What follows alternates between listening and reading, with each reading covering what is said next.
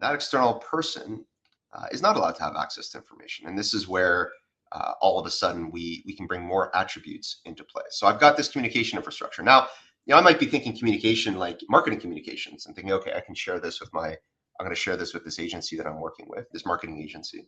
And I go ahead, I'm going to share it with Anthony external. And immediately there's some information here. And it's saying this isn't going to work. Well, why isn't this going to work? Well, there's no export license for this recipient.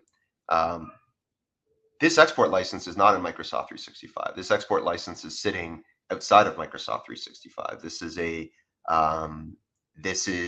an attribute, right, that is sitting in the organization that Axiomatics is going out and fetching about this individual. There may be external folks that do have an export license that are allowed to see this information, but in this case, Anthony doesn't, and therefore he's not allowed to get access to this file. And I'd say that guardrail, if you will, has been put in place. Because in the event that this person did get it and didn't have a license, there's a significant violation that gets put in place. And this organization obviously wants to make sure that we're maintaining our compliance and protecting the sensitive data. So this is the exact point where we see a wonderful intersection with ABAC and with Axiomatics. So Mark, if I may, right there, because yeah. I mean, obviously that's where, like I say, in our opinion, that's where a lot of the magic comes in. But yeah, again, like you mentioned, when you share someone, they don't have to have an account in the Microsoft environment. Same thing here with the authorization. You can have employees say an Entra ID, but your partners, maybe they're in a database in AWS, and or maybe they're registered in Google, wherever they are.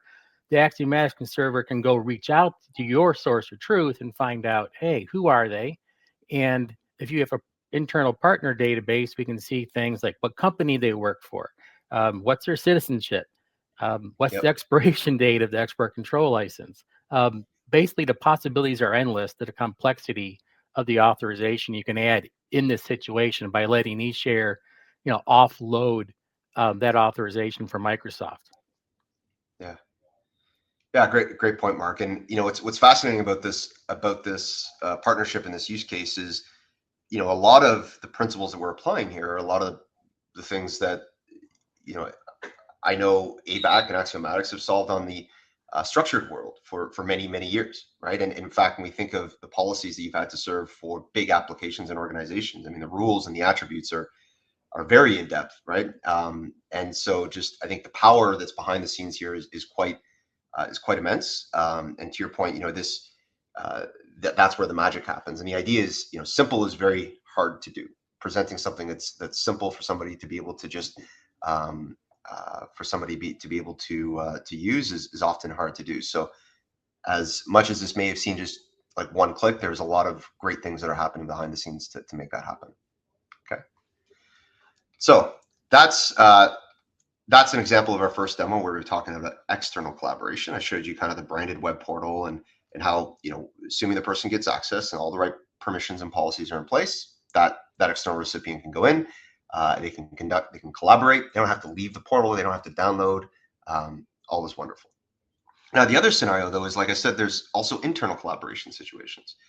And on the internal collaboration side, where do we often collaborate? We often collaborate in Outlook, and there are, just going back to there we go. There's other places we can collaborate. There's other places we can apply policy, right? We can take these same constructs and apply them to SharePoint sites, and when we add members to those SharePoint sites, we can evaluate attributes about those members. But I'm going to show kind of, I think, a flow that everybody would be familiar with, which is I'm going to send this document to Alan and John, and Alan and John are both in my organization. I've got Project to the Moon, and I know this is sensitive data. I know I can't send it outside the organization, but I'm going to send it to them, and I want to work with them on updating it. And I just told them about it, so I want to bring them into the loop. So I'm going to click send. Excuse me. And very quickly, we can see that all of a sudden I'm met with some information about John. And John's not a US person, and therefore John is not allowed to get access to this file.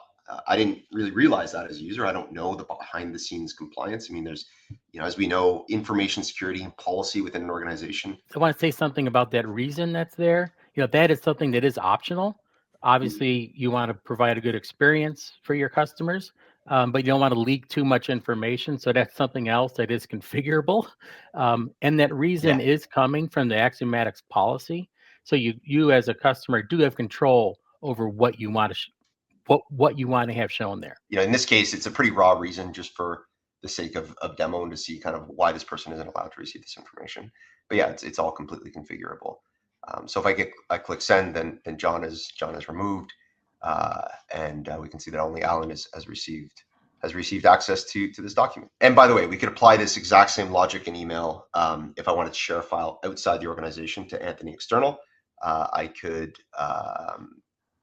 The exact same constructs of policy could be put in place. In fact, what eShare will do is if you take a link, we'll convert that link to a trusted share. The file stays in the exact same location that it was, but the person's accessing the link to that file through a trusted share, through that portal that I showed you.